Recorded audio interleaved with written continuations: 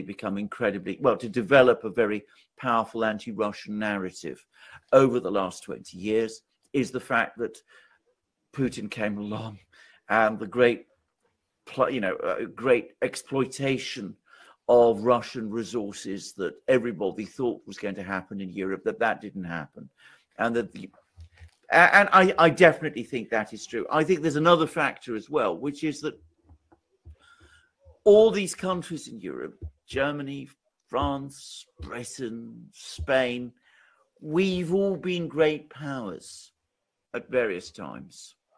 And we've all lost that position. I mean, we're not great powers. The United States is a great power.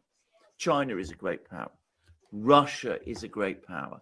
Russia is the only European great power of the 18th and 19th century that is still standing.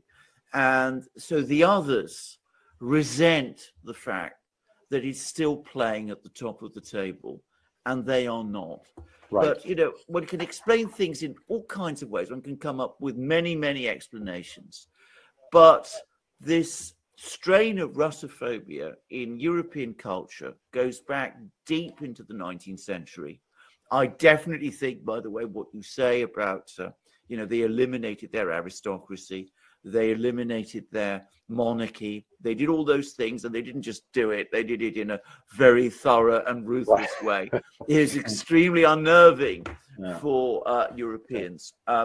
And they've not created a kind of substitute aristocracy in its place in the way that, I'm sorry to say, you have to a certain extent recently in the last few decades started to do in the United States with products like Jake Sullivan and such people being, I think, sort of examples of where that comes from.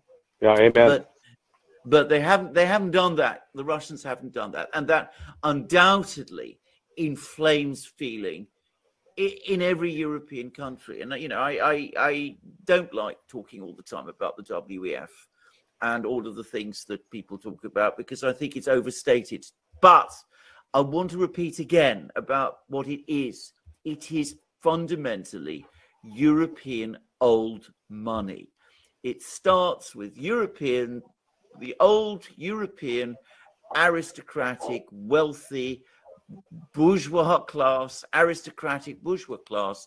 They go to a Swiss mountain resort for their skiing. They all get together. They all talk about how they're going to reshape the world.